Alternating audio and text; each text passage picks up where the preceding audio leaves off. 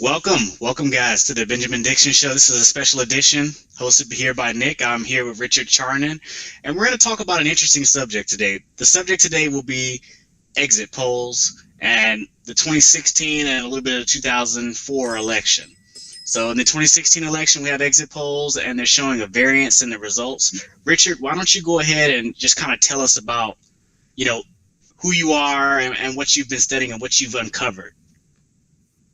Okay, Nick, it's great to be on. A little bit of background.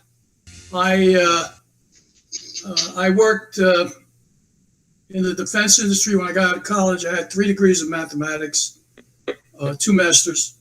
I worked in the defense industry in numerical control. My company was, built the lunar module. And then I worked on Wall Street for a number of years, and I became a consultant after that. Excuse me. I've basically been a quantitative analyst, software developer. Used to call them a scientific programmer, was what we used to call it. And now it's, so what happened was I worked for many companies on consulting assignments using, by that time in the 90s, spreadsheets, 80s and 90s, spreadsheets became popular. And I worked on consulting assignments. And in the 2000 election, that's when I started to get concerned. I saw finally something was wrong. I hadn't been following elections since 1952. Believe it or not, at 9 years old, I was following the Eisenhower election with Adlai Stevenson. So, and I was a big fan of JFK. So I've been following elections all along.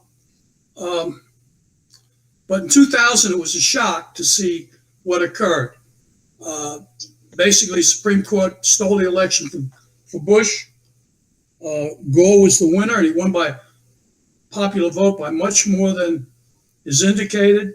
I mean, they tell you that he won by 500,000 votes, popular votes, lost the electoral vote by 4 votes. I show that he actually won the popular vote by maybe 4 or 5 million.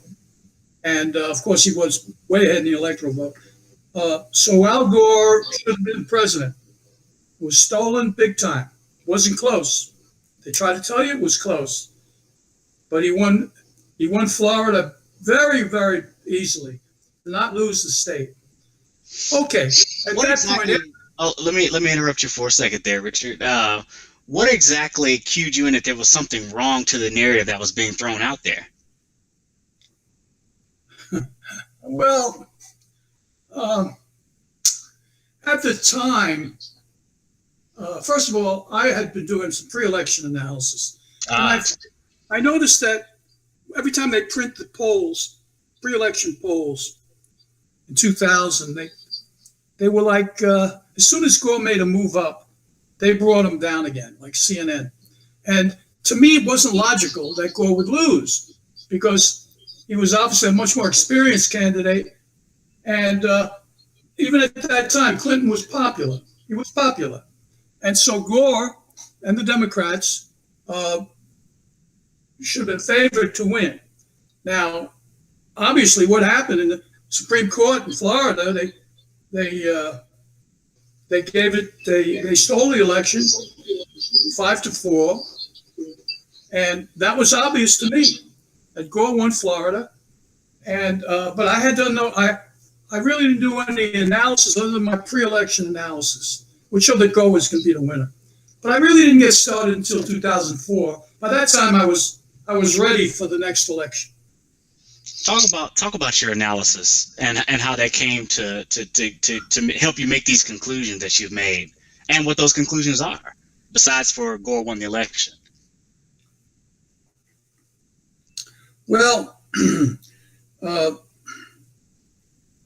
go to 2004. Okay, that's really where I got started. I did a pre-election poll, a model, which was used what they call Monte Carlo simulation to calculate the probability of winning an electoral vote based on the pre-election polls.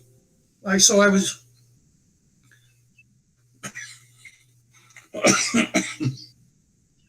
bear with me. I got a little cough. Based on pre-election polls, which showed that although it appeared to be tied going into the election, there were undecided voters. And it turned out that I was aware that undecided voters usually go pretty strongly for the challenger. Now, Kerry was the challenger. So if it was tied 47% apiece, and you had 6% undecided, you figured Kerry was going to get 4 or 5 of those 6. So, and it agreed with my model, which showed that he actually, I was projecting him to get 52%. Now, it turns out I was right. When the exit polls came out, they were downloaded on election night. Or these were the already adjusted exit polls, but they showed that Kerry was ahead. He was winning the election, but then late at night, all of a sudden the exit polls turned, where Kerry was leading by 3 or 4%. At the very end, all of a sudden it flipped, and Bush was a 3% winner. Now, I showed that it was impossible that the exit poll would flip that much when you have 600 additional exit poll respondents. Initially, there were 13,000. Gore was ahead by 51 to 48 or 52 to 47. Over the last 600, all of a sudden, Bush picked up the lead. Now, that was mathematically impossible. You know, you already had 95% of the exit poll was completed. So how did he reverse 3 or 4%? Mathematically impossible. Let me stop you and clarify for the listeners that are out there. So let's say you have an exit poll and you do 8 or 9 out of 10 of the people you're going to poll. So you poll already like 9 out of 10 people you're going to poll, and then all of a sudden that one last person is able to you're able to flip the results, which means it's mathematically impossible for you to change the results with just that one last polling respondent. And that's what Richard is talking about here. He's saying basically they either removed votes that were already in the poll and then switched them to someone else, or they either added something to it. Whatever they did, they manipulated the numbers to produce a result that was not possible from just the one remaining respondent. Exactly. Well, in this case, we had 13,000 respondents. Kerry was ahead. The final 600 respondents, Bush went ahead of Kerry. Now, that was impossible mathematically, okay? It meant that Bush had to win all 600, okay? Yeah, he has to win every person. Not a single person must have went for Kerry out of the last 600, which is a complete reversal from the trend that was already established. Yes. For the large swath of the people already polled. It's a complete reversal of that trend, an impossible reversal. Yes, and let me make it more dramatic. It was only in 2011, we had the preliminary exit poll at 12:22 a.m., which showed that Kerry was ahead. At 1 a.m., Bush was ahead. Now, when you looked at the exit poll printed or on the websites of New York Times, CNN, it showed that there were total 13,660 respondents, and that Bush was the winner. 6 or 7 years later, it turns out that there were 13,660 respondents, but Kerry won 51.7%. So in other words, the unadjusted exit polls, what they did was they flipped it. They took respondents from Kerry, moved them to Bush, okay? And that was clear manipulation. The actual numbers, it's on my website blog spreadsheet for 2004, shows that Kerry was the winner all the way from the beginning. Let's say after 8,000 respondents, he maintained a lead of 51, 52% all the way through to the end, to the 13,660. So you have absolute clear proof that they manually took the numbers that they got in the unadjusted exit poll, and they flipped a certain percentage, about 6 or 7%, they flipped it to Bush. Now, apart from that, we'll talk about, this is 2004 now.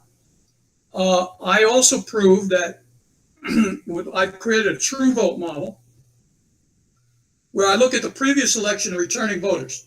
It turned out that for Bush to have achieved his vote, his recorded vote in 2004, he needed 110% of living Bush voters from 2000 to vote in 2004.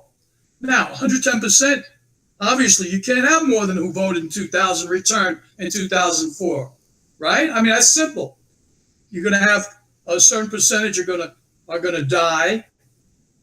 Actually, about 4%, 1% a year mortality.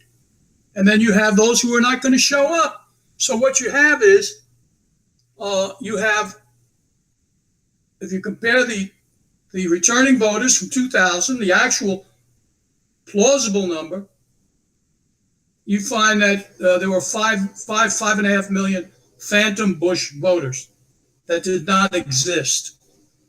And so that's further proof